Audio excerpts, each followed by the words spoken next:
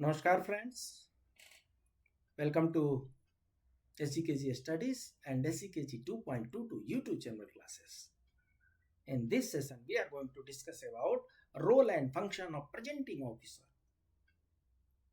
So, जब हम CCS CCA rules 1965 की स्टडी करते हैं तो रूल 14 में प्रोसीडिंग के बारे में, इंक्वायरी के बारे में, प्रोसेस है। रूल 14 में 24 सब सेक्शंस है, सब रूल्स है। तो वहां पर कैसे कैसे प्रोसीडिंग करनी है उसके बारे में दिया हुआ है। तो प्रोसीडिंग करने के लिए जो एजेंसीज होती हैं उसमें इंक्वायरी ऑफिसर होते हैं और इंक्वायरी ऑफिसर को असिस्ट करने के लिए उनको रिप्रेजेंट करने के लिए, केसेस को रिप्रेजेंट करने के लिए प्रेजेंटिंग ऑफिसर को नॉमिनेट किया जाता है। तो यहां पर हम देखेंगे role and functions of presenting officer. So जैसा कि हमने आपको बताया, पार्ट 6 जो है, पार्ट 6 में procedure for imposing penalties mention किया हुआ है, that is rule number 14। So इसमें हम रीड आउट कर रहे हैं procedure for imposing major penalties. So यहां पर जो प्रोसीजर दिया जा रहा है वो मेजर पेनाल्टी को इम्पोज करने के लिए दिया जा रहा है, right? No order imposing any of the penalties specified in clause 5 to 9 of Rule 11 shall be made except after an inquiry held as far as may be in the manner prescribed in this rule and Rule 15 or in the manner provided in Public Service Inquiries Act 1850 where such inquiry is held under that act. So Rule 14 में ये कहा जा रहा है कि किसी को भी आप मेजर पेनाल्टी नहीं दे सकते। No accused officer, no accused person, no charged person, no charged officer will be imposed major penalties without inquiry. Inquiry करना इंपॉर्टेंट है। सो इंक्वायरी करने के लिए इंक्वायरी ऑफिसर होते हैं और डिपार्टमेंट की बातों को असिस्ट करने के लिए प्रेजेंटिंग ऑफिसर को किया जाता है नॉमिनेट। सो प्रेजेंटिंग ऑफिसर, इंक्वायरी ऑफिसर के रोल एंड फंक्शन को हम इससे पहले वाले क्लास में स्टडी कर चुके हैं, कवर कर चुके हैं। यहां पर हम कवर करेंगे role and function of presenting officer.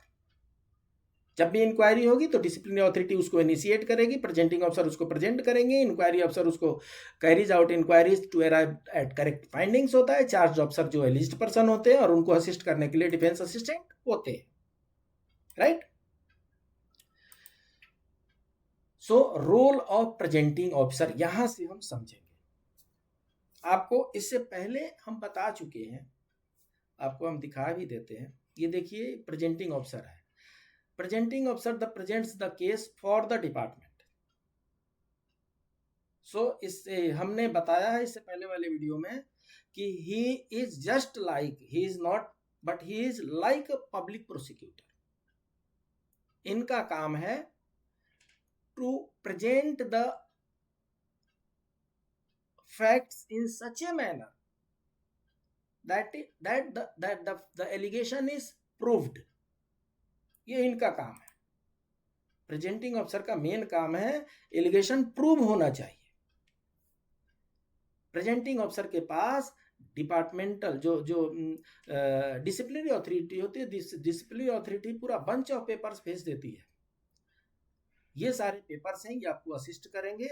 You are suppose to represent this case before the inquiry officer to the extent of proving the guilt,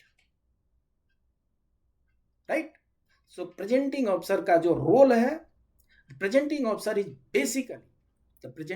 is basically a representative of the disciplinary authority. Disciplinary authority की representative है।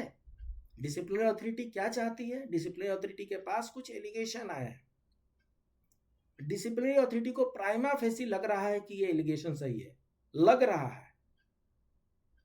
ये सही है कि नहीं है, that will be decided by inquiry officer. इसलिए inquiry अफसर के पास उसको भेजा जाता है for further examination. So disciplinary authority की बातों को रखने के लिए जिस ऑफिसर को नॉमिनेट किया जाता है उन्हें प्रेजेंटिंग ऑफिसर कहा जाता है। So presenting officer is basically representative of the disciplinary authority. किस लिए? To assist the disciplinary authority to reach the truth, सच तक पहुंचने के लिए प्रेजेंटिंग ऑफिसर की सहायता ली जाती है। To assist the inquiry authority to make an impartial inquiry, inquiry impartial हो इसका ध्यान रखना है, पार्शलिटी ना हो इसका ध्यान रखना है। तो एक तरफ जहां पर चार्ज्ड ऑफिसर अपनी बातों को नकार रहा है, एक्यूज्ड असिस्ट जो उनका डिफेंस असिस्टेंट है वो एक्यूज्ड पर जो चार्ज ऑफिसर है उनकी बातों को सपोर्ट कर रहा है, दूसरी तरफ डिपार्टमेंट को भी कोई ऑफिसर चाहिए जो डिपार्टमेंट की बातों को मजबूती के साथ रख सके। तो to assist the inquiring authority to make an impartial inquiry, to prove necessary assistance and materials to the charged officer to present his case before the inquiry officer as well as defense assistant. So क्या करता है presenting officer का? ये भी काम है कि necessary assistance जो है, मटेरियल सारे मटेरियल जो है वो प्रेजेंटिंग ऑफिसर के पास है, तो उनको असिस्ट करना है चार्ज ऑफिसर को, और उनके जो हेल्पिंग हैंड है डिफेंस असिस्टेंट, इनको असिस्ट भी करना है कि ये फैक्ट है, ये फिगर्स है, इसके लिए आप अपना डिफेंस तैयार करें, डिफेंस तैयार करके इंक्वायरी अफसर के सामने पुट अप करें। असिस्ट करना भी काम है।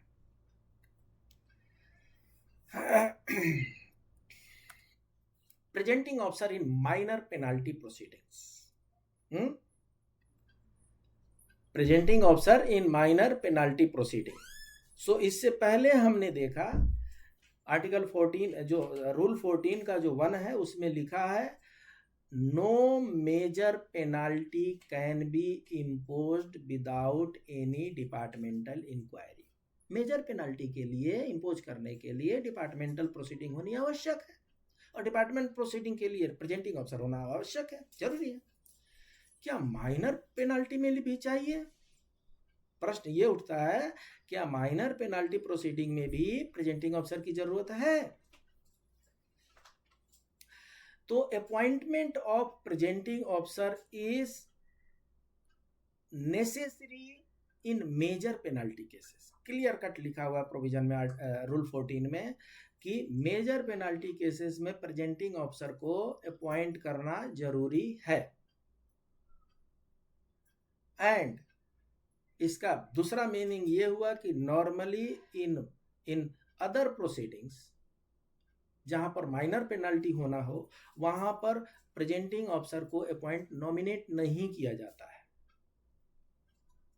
एक्सेप्शनल केसेस होते हैं, इन exceptional cases of minor penalty proceedings PO is appointed. Exceptional cases जो होते हैं माइनर पेनाल्टी के, उसमें पीओ को अपॉइंट किया जा सकता है।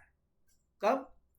when charged officer request disciplinary authority to appoint PO। I don't know कौन सा सिचुएशन राइज होता है जहां पर चार्ज ऑफिसर रिक्वेस्ट करेगा डिसिप्लिनरी अथॉरिटी को कि महोदय presenting officer to be appointed, और उनके रिक्वेस्ट पर प्रेजेंटिंग ऑफिसर को अपॉइंट किया जाता है। जब भी प्रेजेंटिंग ऑफिसर अपॉइंट किया जाएगा तो जो प्रोसीडिंग होगी वो मेजर पेनाल्टी की प्रोसीडिंग फॉलो करेगी। अगर प्रेजेंटिंग ऑफिसर को नॉमिनेट कर दिया गया तो जो भी प्रोसीडिंग होगी वो मेजर पेनाल्टी का जो रूल होता है उसी को फॉलो करेगी। लेकिन इसका मतलब ये नहीं है कि आप मेजर पेनाल्टी दे देंगे। प्रोसीडिंग जो होगी वो मेजर पेनाल्टी की होगी, जो पनिशमेंट होगा वो माइनर पेनाल्टी का होगा। क्यों? क्योंकि पहले ही डिसिप्लिनरी अथॉरिटी ने उसको कैटेगराइज कर दिया है कि ये माइनर पेनाल्टी वाली केसेस है, right. So in general minor penalty proceedings में प्रेजेंटिंग ऑफिसर की आवश्यकता नहीं पड़ती है। फिर भी in exceptional cases presenting officer को on the request of charged officer nominate किया जा सकता है, right. Functions of presenting officer. Presenting officer का फंक्शंस क्या होते हैं? रोल तो हमने देख लिया, अब फंक्शन क्या होते हैं? To assist the inquiry officer during preliminary hearing, to sort out the preliminaries.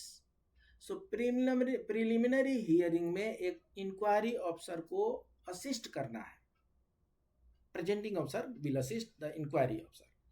Supply copies of documents in support of the charged and allow inspection of the original to the charge employee when so directed by the inquiry officer. Inquiry officer के कहने पर जो document उनके पास है उस document की copy कह लीजिए, या उस डॉक्यूमेंट को इंस्पेक्शन करने के, ओरिजिनल को इंस्पेक्ट करने के लिए कॉपीज दिया जाता है चार्ज ऑफिसर को। चार्ज ऑफिसर अगर चाहे तो ओरिजिनल को वो इंस्पेक्ट कर सकते हैं, वो ओरिजिनल को देख सकते हैं कि ये सही दिया गया है कि नहीं दिया गया है। Supply copies in full in the earlier statements of the witnesses mentioned in the list of prosecution witnesses. So जितनी भी आपके पास रिकॉर्ड्स मिले हैं, कॉपी मिले हैं डिसिप्लिनरी अथॉरिटी से, वो आपको सप्लाई करनी है। विटनेस को देना है, उसके चार्ज ऑफिसर को देना है। Produce the listed documents before the inquiry officer in the beginning of the regular hearing so that they are brought on record. जितने रिकॉर्ड हमारे पास मिले हुए हैं प्रेजेंटिंग ऑफिसर के पास, वो सारे रिकॉर्ड्स को फॉर्मली इंक्वायरी ऑफिसर के सामने प्रेजेंट किया जाता है। किस लिए? so that it can be brought on the record by the inquiry officer. Inquiry officer लिखेंगे ये पेपर आए, ये पेपर नहीं आए, ये रिकॉर्ड आया, ये रिकॉर्ड नहीं आया। सो जितना भी डिसिप्लिनरी अथॉरिटी ने रिकॉर्ड दिया है, all these records has to be placed before the inquiry officer to bring on the records. किस पर्पज से? To prove the dispute. यही तो काम है, प्रूव ही तो करना है। प्रूव करने के लिए इसको प्लेस किया जाता है, right.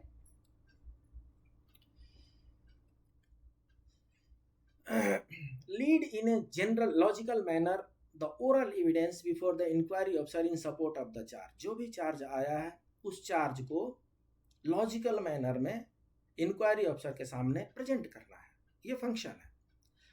Where necessary to make timely request to the inquiry officer for production of some new or additional evidence.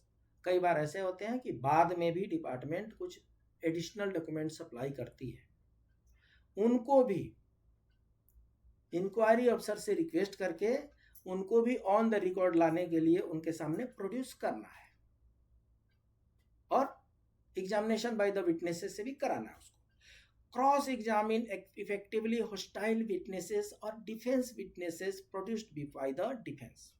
ऐसा होता है, ऐसा प्रैक्टिस में देखा गया है कि अपनी बातों को प्रूव करने के लिए लोग न जाने क्या क्या हथकंडे अपनाते हैं। कई बार फॉल्स विटनेस को भी लेकर के आ जाएंगे, कई बार फॉर्ज किए हुए डॉक्यूमेंट भी लेके चले आएंगे। उसको डिस्प्रूव करना है। डिस्प्रूव कैसे करेंगे? Bye effective cross examination. Cross examination effectively करना है, सो दैट दूध का दूध और पानी का पानी हो करके निकल जाए। जो लोग गलत आए हैं उनको गलत प्रूव करना है।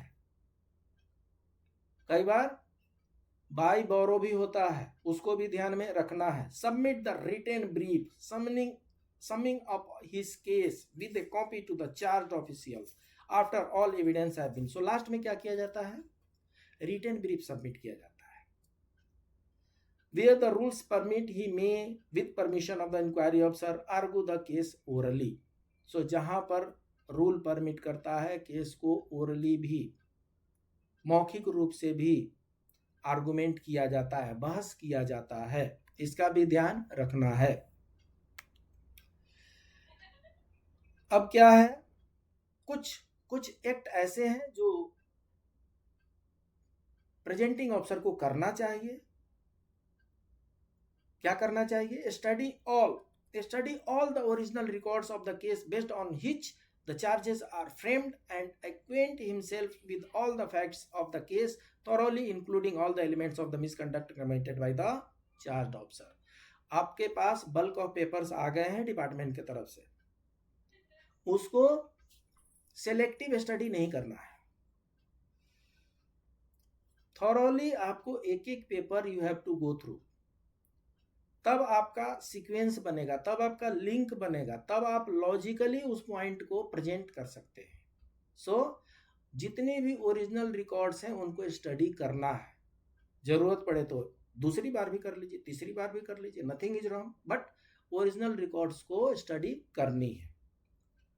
Be in a position to assist the inquiry officer to plan the stages of regular hearing purposefully. So क्या करना है, रोल में भी दिया हुआ था ये, इंक्वायरी ऑफिसर को असिस्ट करना है इंक्वायरी को स्मूथफुल फंक्शन करने के लिए, स्मूथली फंक्शन करने के लिए, इंक्वायरी स्मूथली फंक्शन हो इसके लिए इंक्वायरी ऑफिसर को असिस्ट भी करना है. Collect all listed documents. कई बार ऐसा होता है कि कुछ पेपर्स नहीं आ पाए होते हैं, मिस कर गए होते हैं, तो जो डिसिप्लिनरी अथॉरिटी है उससे कॉरेस्पॉन्डेंस करके और वहाँ से जितने भी लिस्टेड डॉक्यूमेंट्स हैं उनकी कॉपी मंगा लिया जाए, अगर पहले से नहीं मिले हैं तो, राइट. उसके बाद correlate each item of oral or documentary evidence to the statement of the imputation of misconduct and decide what is likely to prove or fails the proof. So क्या करना है, जो हमारे पास डॉक्यूमेंट है और चाहे विटनेसेस है, इनकी बातों को कोरिलेट करना है, कोरिलेट करना है, कोरिलेट करके और समझना है कि जो इम्प्यूटेशन है, जो एलिगेशन है, क्या ये प्रूव होने की तरफ जा रहा है या कि कुछ और विटनेस की जरूरत है, कुछ और डॉक्यूमेंट्री एविडेंस की जरूरत है, इसको ध्यान रखना है. Scrutinise the chargesheet and the defence statement for giving up unnecessary formal witness at the time of preliminary hearing. So chargesheet को स्क्रूटनाइज करना है, चार्जशीट के बाद से डिफेंस स्टेटमेंट आता है, उसको भी स्क्रूटनाइज करना है, ये काम आता है हमारे हियरिंग में. Anticipate what the charged officer is likely to admit, then omit the evidence intended to prove admitted facts or which is superfluous. देखिए साहब, ऐसा है, अगर चार्ज्ड ऑफिसर ने एडमिट कर लिया तो जो एडमिट जो हो गया, admit thing need not be proved. Prove तो आपको ये करना है कि हम एलिगेशन लगा रहे हैं और चार्ज ऑफिसर डिनाई कर रहा है, हमें प्रूव करना पड़ रहा है. हम एलिगेशन लगा रहे हैं और चार्ज ऑफिसर बोल रहा है yes I agree with the allegation, prove हो गया साहब. तो जो जो पॉइंट प्रूव हो गए उसको प्रूव करने के लिए ना रिकॉर्ड ढूंढना है और ना विटनेस ढूंढना है, उसको साइड में कीजिए. बाकी उसमें जो आइटम है उसको प्रूव करने के लिए आप एविडेंस ढूंढिए, विटनेस ढूंढिए. Proved items need not be proved. ये एविडेंस एक्ट के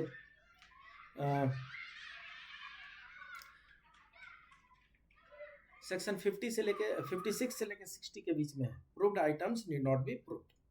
एविडेंस एक्ट में इसको मेंशन किया हुआ है, इंडियन एविडेंस एक्ट में. So proved items need not be proved. If a document is admitted, it can be produced by the person in prosecution of it. On the other hand, if the content of any documents are not admitted, the person who prepared it or maintained it must be offered as a witness. देखिए ऐसा है, कुछ document हमारे पास आते हैं तो document सही अगर प्रूव नहीं हुए, एडमिट नहीं हुआ है, एडमिट नहीं है तो प्रूव करना पड़ेगा ना. That document is written by somebody, that somebody has to be called as a witness before the inquiry officer to state whether that document has been written by him or not. जितने भी retain document हमारे पास produce होंगे उसको inquiry officer के सामने जिसने लिखा है उसको बुलाना पड़ेगा, ये बताने के लिए कि हाँ ये रिकॉर्ड मेरा ही है, चाहे ये रिकॉर्ड मैं जानता हूँ, ये रिकॉर्ड सही है. इंक्वायरी अफसर के सामने। ये रूल है, इंडियन एविडेंस एक्ट में भी मेंशन किया हुआ है। Be in a position to collect necessary evidence and witnesses for the presentation of at the regular hearing with greater precision. Keep all your witnesses present for hearing from day to day.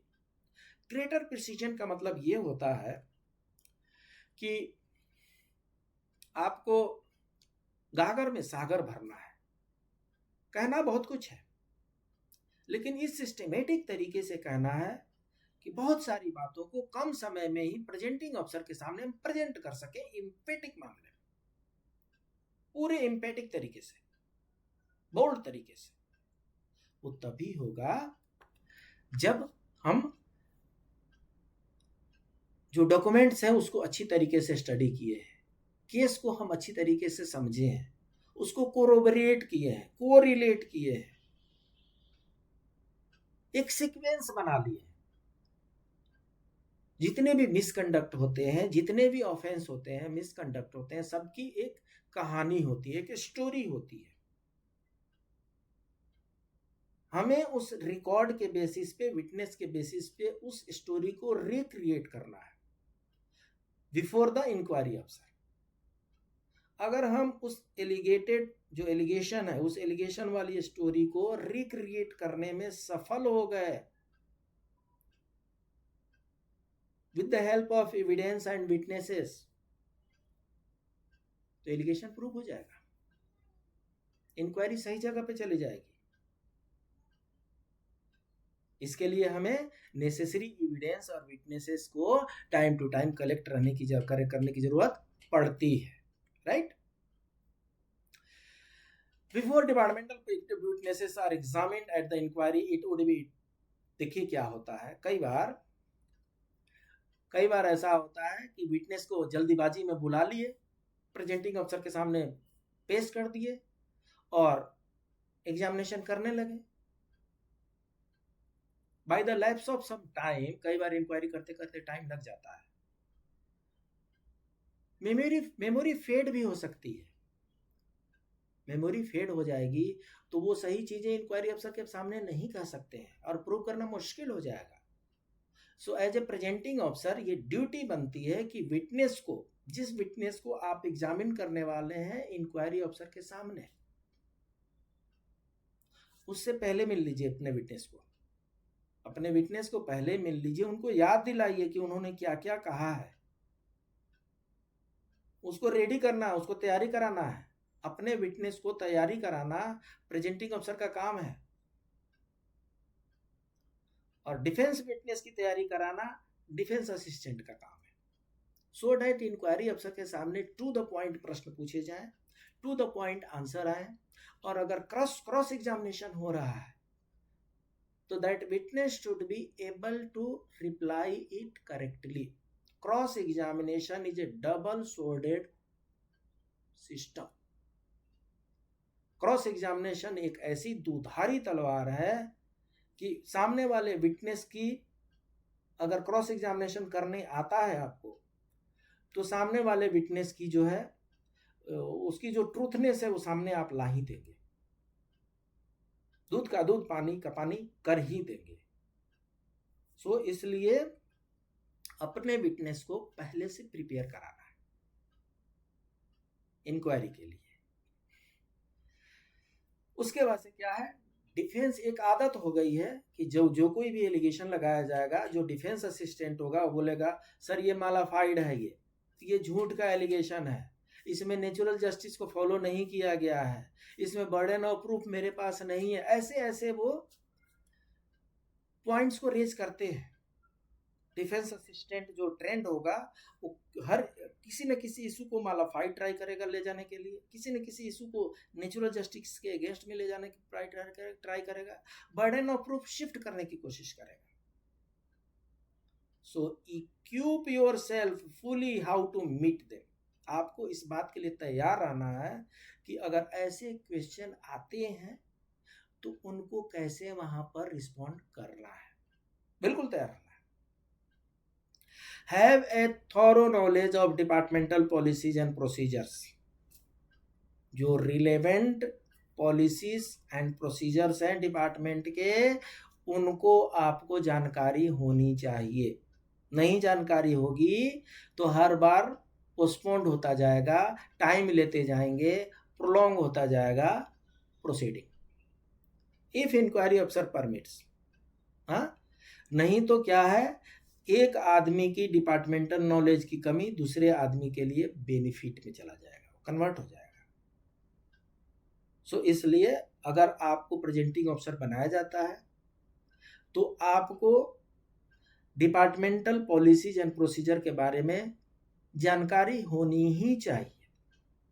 और specifically जो point, जो allegation है, जो misconduct जो वहां पर एलिज किया गया है, चार्ज किया गया है, चार्ज आइटम के बारे में तो आपको अच्छी जानकारी होनी चाहिए, थॉरोली जानकारी होनी चाहिए।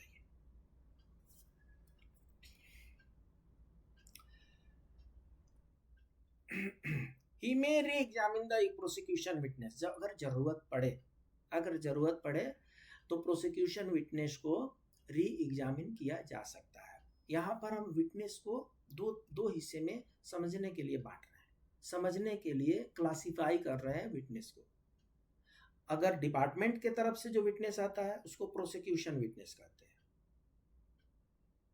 और चार्ज ऑफिसर के तरफ से जो विटनेस आता है उसको डिफेंस विटनेस कहते हैं। सेम रूल क्रिमिनल प्रोसीडिंग में भी है। क्रिमिनल प्रोसीडिंग में भी डिफेंस विटनेस होते हैं, प्रोसिक्यूशन विटनेस होते हैं। शॉर्ट में उसको पीडब्ल्यू डीडब्ल्यू कहते हैं। PW means prosecution witness, DW means defence witness. Defence witness means opposite party का विटनेस।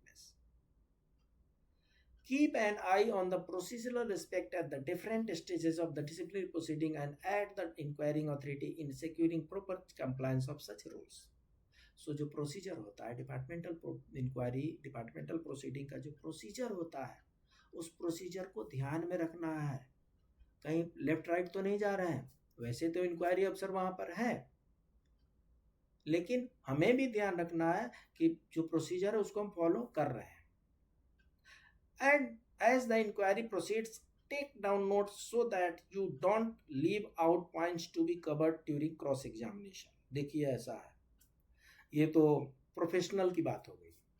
जो प्रोफेशनल प्रोसिक्यूशन में जाएंगे, जो प्रोसिक्यूटर रहेंगे, जो प्रोफेशनल प्रोसिक्यूटर रहेंगे, वो जितने समय तक जब एग्जामिनेशन हो रहा है विटनेस का, तो जब एग्जामिनेशन हो रहा है विटनेस का, तो पॉइंट नोट करते रहेंगे किस किस पॉइंट को हमें क्रॉस एग्जामिन करना है। एग्जामिनेशन और क्रॉस एग्जामिनेशन में आपको ऐसे मोटे मोटी बता दूं, अगर मैं प्रोसिक्यूटिंग ऑफिसर हूं, मेरा विटनेस आता है, तो उससे मैं जो सवाल जवाब करूंगा उसको बोलते हैं एग्जामिनेशन। और मेरे विटनेस से अपोजिट पार्टी वाली जब कोई क्वेश्चन करेगा तो उसको बोलते हैं क्रॉस एग्जामिनेशन। सो प्रोसिक्यूशन विटनेस से प्रेजेंटिंग ऑफिसर एग्जामिनेशन करते हैं, डिफेंस एक्यूज्ड डिफेंस असिस्टेंट उनसे क्रॉस एग्जामिनेशन करता है। डिफेंस असिस्टेंट के जो विटनेस होंगे उनका वो एग्जामिनेशन करेंगे, और प्रोसिक्यूशन जो है उसका क्रॉस एग्जामिनेशन करता है। अपोजिट पार्टी क्रॉस करती है, जो भी बातें आपने बता दी उसको दूसरे तरीके से अब हम पूछ रहे हैं, हमें बताइए, ताकि दूध का दूध और पानी का पानी इंक्वायरी अफसर के सामने आ सके। यही तो दोनों का काम है।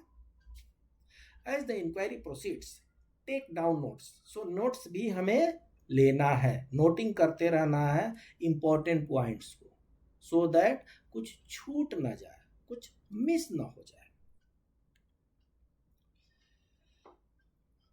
Throughout the conduct of the inquiry, you should conduct yourself in such a manner that the charged officer will have no reason to feel that you have any undue influence over the inquiry authority.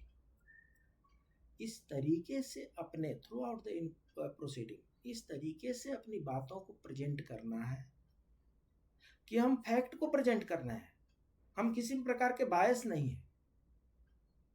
ये चीजें accused person को समझ में आना चाहिए, charge officer को समझ में आना चाहिए कि हम किसी भी तरीके से अनड्यू इन्फ्लुएंस नहीं हो रहा है, ध्यान रखना इसका अपील में बहुत फर्क पड़ता है।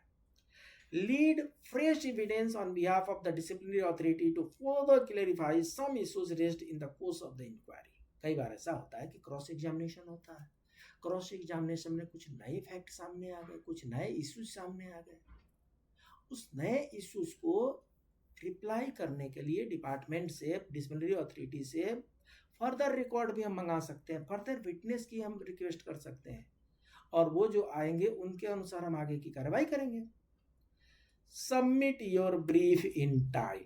अगर आपकी प्रोसीडिंग पूरी हो गई तो आपको टाइम दिया जाता है 15 दिन का। 15 दिन में अपना ब्रीफ जो है सबमिट कीजिए, सो दैट नेक्स्ट 15 दिन में चार्ज ऑफिसर अपने रिटन ब्रीफ को सबमिट कर सके। टाइमिंग को फॉलो करेंगे, डिसिप्लिन मैनर में फॉलो करेंगे, तो जो लेट डाउन टाइमिंग दिया हुआ है उसी में राइट मैनर में अपना प्रोसीडिंग जाएगा और खूब बढ़िया से इंक्वायरी हो जाएगी। अगर टाइमिंग फॉलो नहीं करेंगे तब समस्या है। अब क्या है,